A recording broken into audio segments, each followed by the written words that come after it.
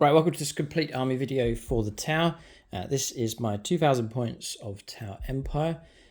This is for the new codex for 10th edition, so this one here, and using the very latest points update from Games Workshop as well. So that's Munitorum Field Manual version 1.9, I believe, is the points I'm using. So in this video, I'm going to run through the list, the philosophy behind this list, battle tactics for the army in general, just each of the units that I've chosen. But just briefly, I want to try and make this nice and tight for this video here, and then for some of my key combinations that I've got, I've made some separate videos where you can go for a deeper dive on tactics, and encourage you to take a look at those. I'll be able to list those in the video description below for you to check out. But sort of the key units, my favourite combinations. I've made some special videos for those. You can check them out for deeper tactics.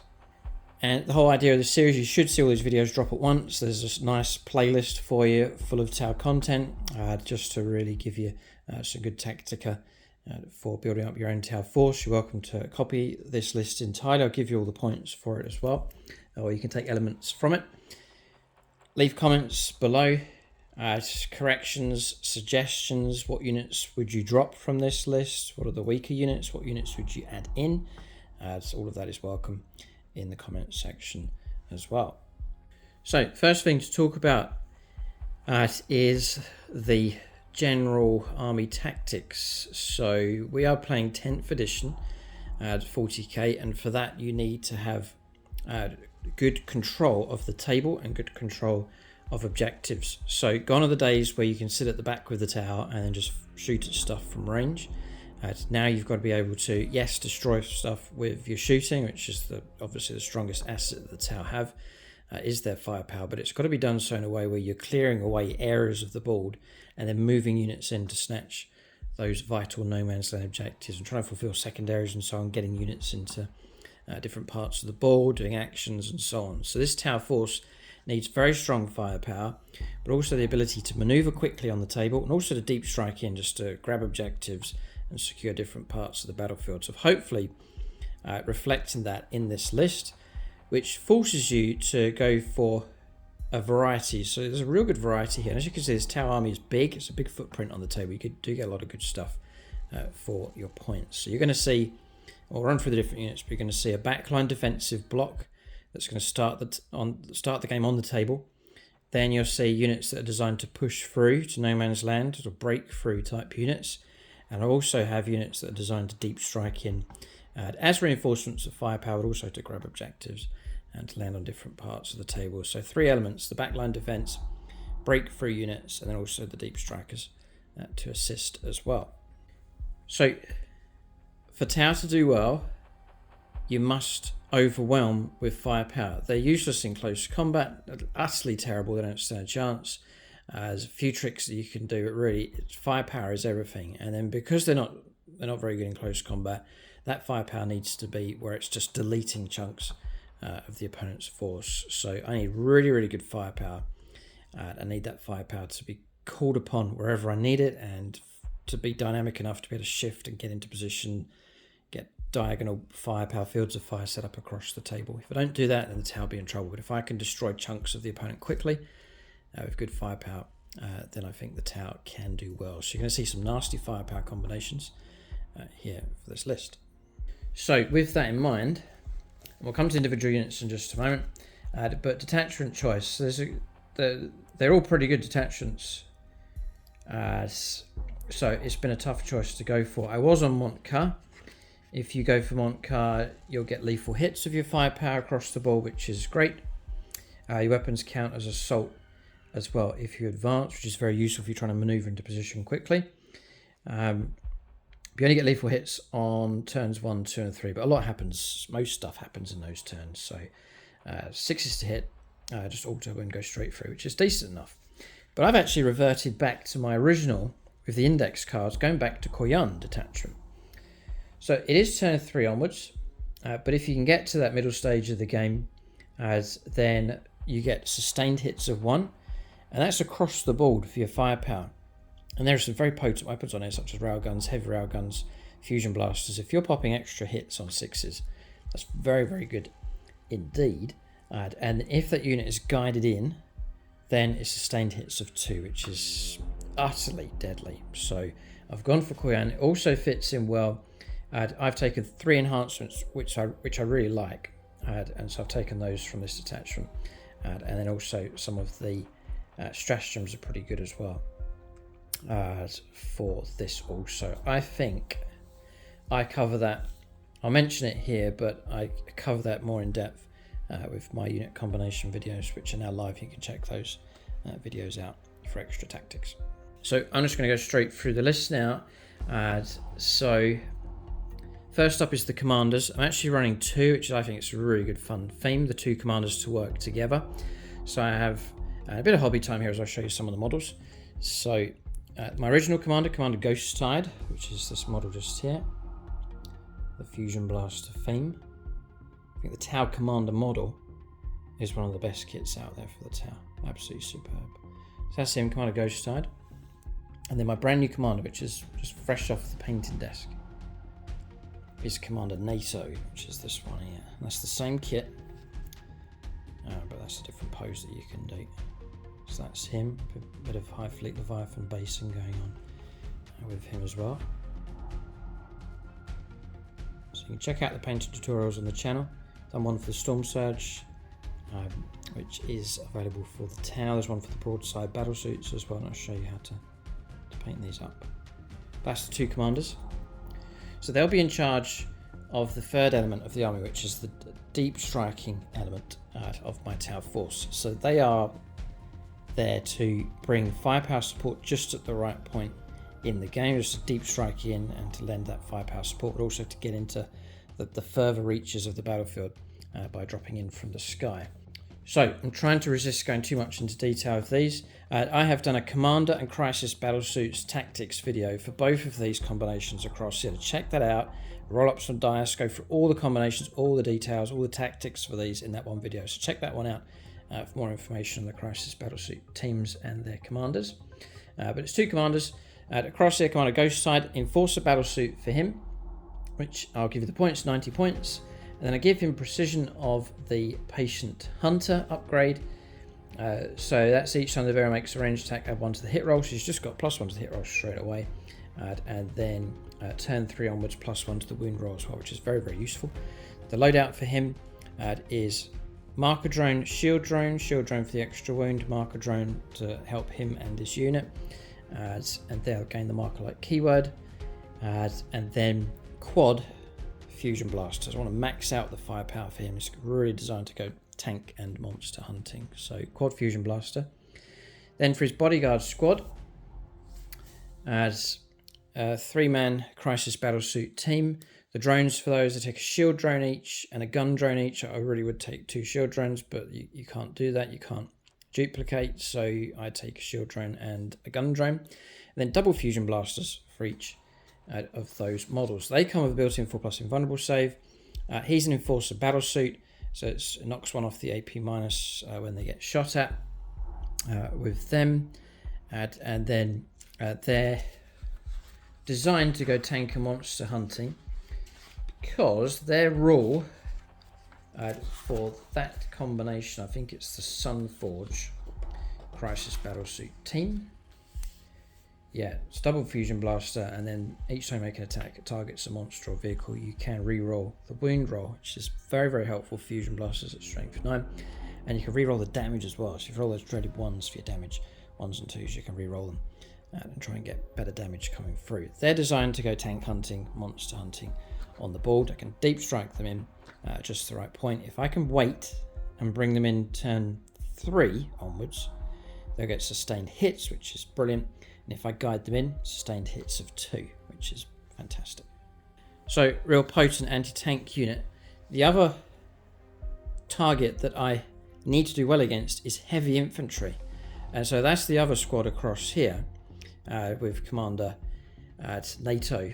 And so the loadout for him, he will be a Cold Star Battlesuit, 110 points. I take quad plasma rifles on him. So 4 plasma rifles being taken for that model. And again, marker drone, shield drone being taken as for him, and then also Exemplar of the KOYO, which means that on turn 2 onwards he can benefit from the KOYO detachment instead of turn 3. So sustained hits on turn 2 onwards if he's guided in, sustained hits of 2, and that's on those plasma rifles, so you really can knock out a good number of hits coming through, especially if those 6s are rolled up. Then for his squad, it is the Fire Knife Battlesuit team.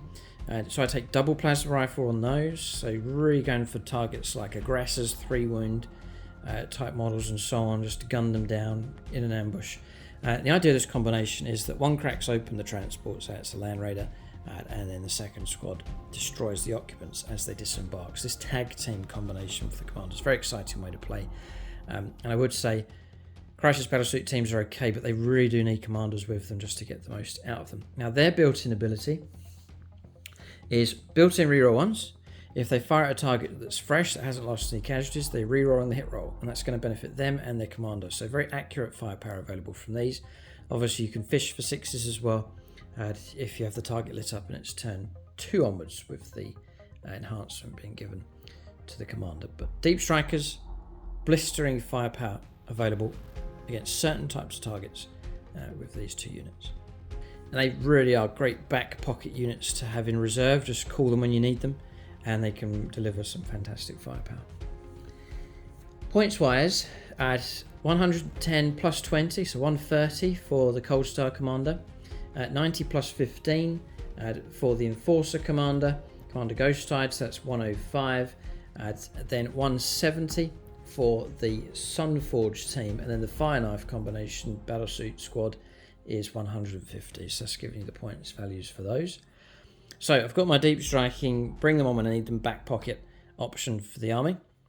Then moving on to fill out the ranks, I have 2 strike teams, squads of 10 fire warriors, each taking a marker drone and a guardian drone for those squads, all equipped with pulse rifles. Then to go with them, I have taken an ethereal across here. Points values for those is 80 points each. Next comes the ethereal. He is 50 points, and I actually give him, he'll go with one of the strike teams across here. He'll grant them 5+ feel no pain, and then I try and set up one of those units in a good observation area for lighting targets up. But also I've spent 25 points on enhancement, which is 3 unity devastation. Whatever he lights up, the unit that he's guiding will get lethal hits. So I really can tap into lethal hits if needed. Ideally, add one of the Crisis Battlesuit teams, so 6s will potentially pop extra hits, but also cut through the armor and automatically wound. Just you see what I'm doing. I'm trying to really emphasize to boost the firepower as much as possible. It's got to go from okay to good to excellent as much as I can. So Cadre Fireblade, 50 points and 25. I then take Nefarial, and then I then take a Cadre Fireblade across here. 50 points for him. Shield drones for the Cadre Fireblade, shield drones for the Ethereal, just to make them last a little bit longer on the battlefield. So the Cadre Fireblade is to go with the Breachers, squad of 10. Again, Guardian drone and Marker drone being taken for those. And then they're to go inside a Devilfish. So this is another combination which I've done a video for.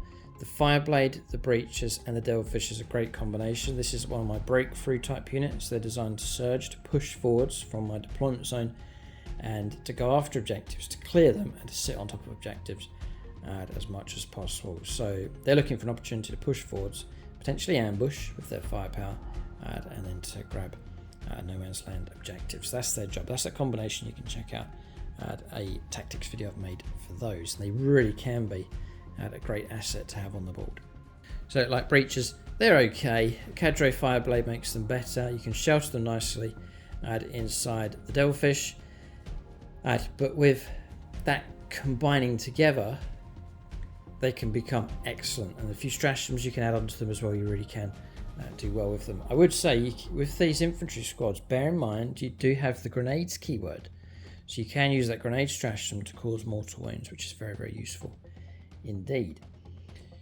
So breaches are 100 points, Cadre Fireblade is 50, and then the Devilfish is 85 points. And it's useful to have the 2 Seeker missiles on there as well. A really good weapon for the Tau. So I'm going to keep things moving. Check out the individual videos that are available for these different units. So far it's the Crisis Battlesuit teams and commanders. It's combinations you can go for. Check out that video. And the Breacher team combination as well. So then moving on, I have Stealth Suit unit across here. Shield drone, marker drone being taken for those. There's a fusion blaster in that squad. So they can infiltrate, but not really designed to infiltrate forwards. It's too dangerous. I just take advantage of their ability, which when they're guiding a unit in, it will grant them reroll hit rolls of 1, which is great, but also reroll wound rolls of 1. Very, very useful indeed for those, especially for guiding in things like the broadsides over in that corner, but also potentially to link up with units like the Crisis Battlesuit teams, just to give them a little bit of help trying to wound targets. Rerolling ones are very, very useful indeed, as I've seen in a number of games already. So they are cheap. They're 60 points. And for that ability to reroll some of the heaviest firepower that I have is very, very useful indeed. So Stealth Battlesuit teams are in. You can actually move pretty quick around the board, 8-inch move, so they can move fast enough around the table. So far I have one unit that can break out from my line and push deeper into enemy territory. That's the Breacher team, sort of no man's land, middle of the board, contesting type unit. I've got 2 others. First is the Ghost Kill, you can see it on the right hand side. Fusion Blast, Twin Link Fusion Blaster being taken. The Cyclic Iron Raker just for the better range, the ability to harass from good range. Very, very good unit for the middle of the board, as it has a really tough profile. 2 up, save 12 wounds, toughness 8. It's hard enough to get rid of. What makes it even tougher is it's got stealth, and for the size of the model it has lone operative, so you've got to get within 12 to even shoot at it. Absolutely fantastic.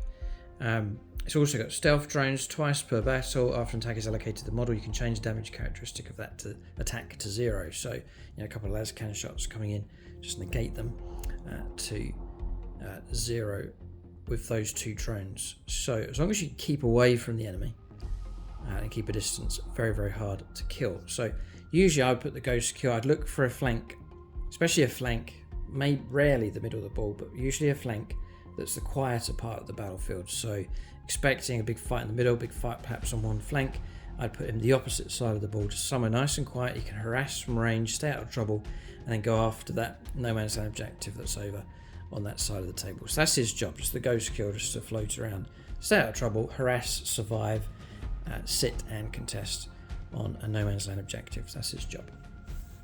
We've got a third option. So we've got Breaches, Ghost Kill. Usually there's 3 objectives in no man's land.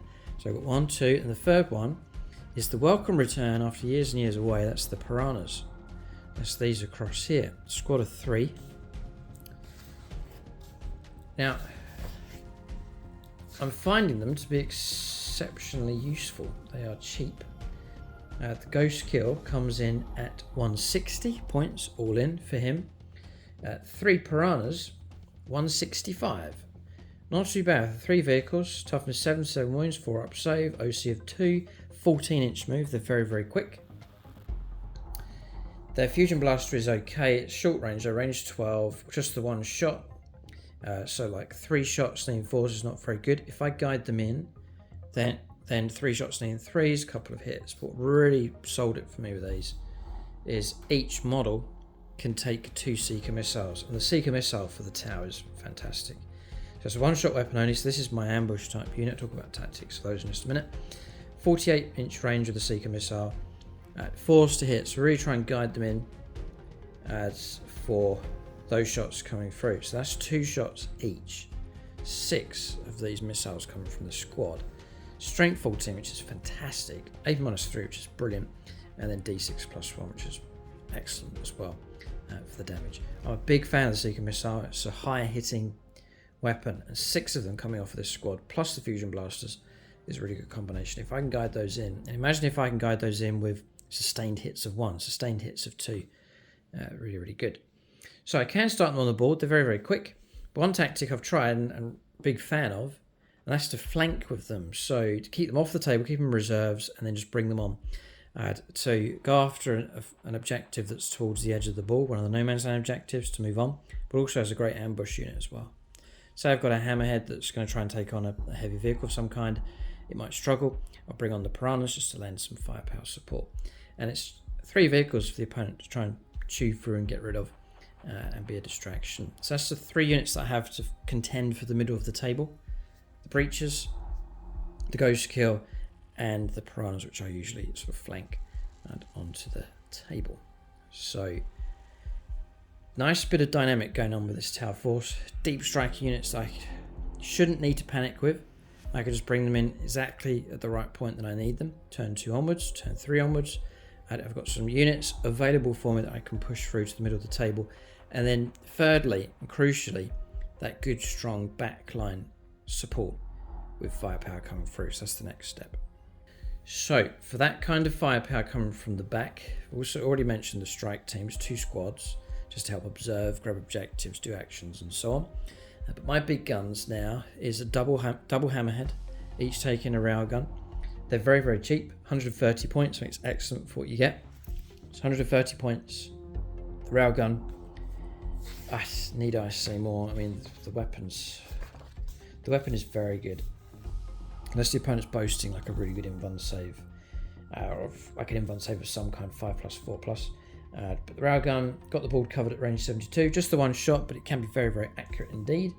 Forced to hit, but you can really improve that, and a lot of the time you can get to a 2+ quite comfortably to hit. So nice and reliable. Strength 20, so 2s or 3s to wound everything pretty much. And then AP -5, which is fantastic. It's going to just strip away the armor and cover as well. And then D6 +6, you're guaranteed to get at least 7 wounds, potentially up to 12. It is devastating wounds on top of that as well, but 6 is occasionally going to get that 6. As far as accuracy is concerned, I said you can get up to 2+ to hit. Built into that, each time this model makes attack that targets a monster or vehicle, which is usually my target, you can get +1 to the hit roll. And the targeting array, each time this model is selected to shoot, you can reroll hit roll, or you can reroll wound roll whilst resolving those attacks. So that railgun is just one shot, but it's very, very accurate indeed. I found that one of them will usually struggle to finish off a target, but the pair working together, they will cause trouble for most targets. Even a Bane Blade, I would take it on with 2 of those, with the 2 railguns. Plus, we've talked about this already, double Seeker missile being taken for each of these. So between them, 2 railgun shots, which are most likely will hit and wound. And if both wounds go through, it's D6 +6 damage. So you got 12, 13, 14 wounds minimum, averaging about 20 wounds. And then the Seeker missiles, 2 shots each. And we've gone through the profile for the Seeker missile, absolutely fantastic. There is a tactics video for the hammerhead, so you can check that out as well. So that's 3 tactics videos so far, just for deeper dive on the tactics for the hammerheads. But those are designed to support from the back, to ambush, push around a flank, but there's no real pressure on them to push through. They're just to go hunting for monsters and vehicles, and to do that during the game would be great. The final unit, I think that's everything. Yeah, the final unit is the broadsides. The most expensive unit I have, they're over there. Squad of 3. I think they really are worth it. So 330 points. I've done a 4th tactics video on those because they're one of the key crucial units for this tower force. So for them, they are to deliver the backline firepower support. They're tough enough. Toughness 6, 8 wounds, 2 up save. For them, I take missile drones and a single marker drone. So marker drone and the squad leader, and then the rest of the allocations is missile drones with the extra bit of DACA available as much as possible from them. It's plasma rifles as the option on the shoulders, and then a Seeker missile. Really gone Seeker missile crazy in this list. So I have a Seeker missile on each of those. So that's 1, 2, 3, 4, 5, 6, 7, 8, 9, 10, 11, 12, 13, 14, 15 Seeker missiles on this list. Just to really crank out some extra firepower support for the tower. So broadsides, I take the heavy rail rifle, 2 shots each, that's 6 shots coming from that squad, and again vital that I try and guide them in, ideally with the stealth team for the real ones to hit, real ones to wound. The heavy rail rifle is a fantastic weapon, it's devastating wounds, range 60, 2 attacks, 4s to hit, but you really can improve that quite nicely, guiding them in. If you sit still, you can go up to 2+. Strength 12, brilliant, AP -4, and again D6 +1 damage. And then firepower support extra coming in with the missile shots, and then also the plasma rifle shots at a shorter 18-inch range. So the ideal situation for them is to find a good field of fire and then shoot from one turn to the next, just that firepower support constantly coming in from them. But do check out the tactics video, roll-ups and dice, to really illustrate and give you a good breakdown with those. So 330 points. That takes me, by my calculations, 2,000 points on the nose with these. The 3 elements for this tower force: baseline firepower supports with classic tower style, which will be the strike teams, observing, helping, holding on to home objective, the hammerheads and the broadsides. Really good long range, high hitting, punching firepower. Then to break through, to push on to the no man's land objectives, got 3 different styles: the ghost kill, the breacher combination, and also the piranhas potentially flanking to shoot and then move on to and grab one of the no man's land objectives. Then I'd also, to support all of that going on, stealth team and some of the HQs here, the Ferro and the Cadre Fireblade, and then the final element to the army, which I can call upon them turn 2 onwards. Usually deep strike, I could start on the table, but I think ambush is better and deep strike them in. Turn 2 onwards to use them to plug a gap, firepower support, grab an enemy objective, all sorts of options. Primarily is to lend really good firepower support. And that's the monster tank cracking unit here with the Crisis Battlesuit team, the Sunforge option, and with the Enforcer Commander, Commander Ghosttide, all of them boasting fusion blasters, and also the unit for destroying heavy infantry as well, with the Fire Knife combination, that's Commander NATO, all of them equipped with the dreaded plasma rifle. So lots of heavy, nasty firepower. Combine that with KOYO detachment, turn 3 onwards, just tapping into bonus firepower coming through. It's turn 3 onwards, and there's a land raider to try and take out. You fire with your hammerhead, you pop a 6 for a hit, and all of a sudden you've got yourself an extra hit with railgun. Fantastic. Or it can really help out the broadsides, and the battle suits as well really help them out with their firepower. So it's KOYO I've gone for, and especially with the 3 enhancements, which I really like as well. So that's the breakdown for this tower force. Hopefully a slightly shorter format video, but the idea is you can then branch off onto these tactics videos. So do check those out. Just go through all the rules, the tactics, roll-ups and dice to really illustrate how it works. So that's the Crisis Commanders and Battlesuits video, the Hammerheads, done a video for them, the Broadsides video for those, and this Breacher combination. You should see 4 tactics videos that you can check out for the town. That will just give you a good breakdown with the tactics for those. Copy this army, see how you get on. Suggestions you want to change and swap things around, then by all means let us know in the comments section below. But I'm ambitious enough with the tower. I'm going to say that every season, but maybe this could be their moment, and perhaps the 2 commanders working together can do some great things together. Keep a lookout for more videos in this series. Let us know if you like this combination. A breakdown video and then branching straight out into some tactics videos. Let us know if you like that idea. I think it's a better way of doing it, but do let us know in the comments section below. If you've enjoyed this video, do leave a thumbs up. It really does help support us here on the channel. And if you want extra content, including battle reports, join us on channel membership. Link for that below, or you can go to the channel homepage to join us on the channel and become a member. Thanks for watching. Tune in next time.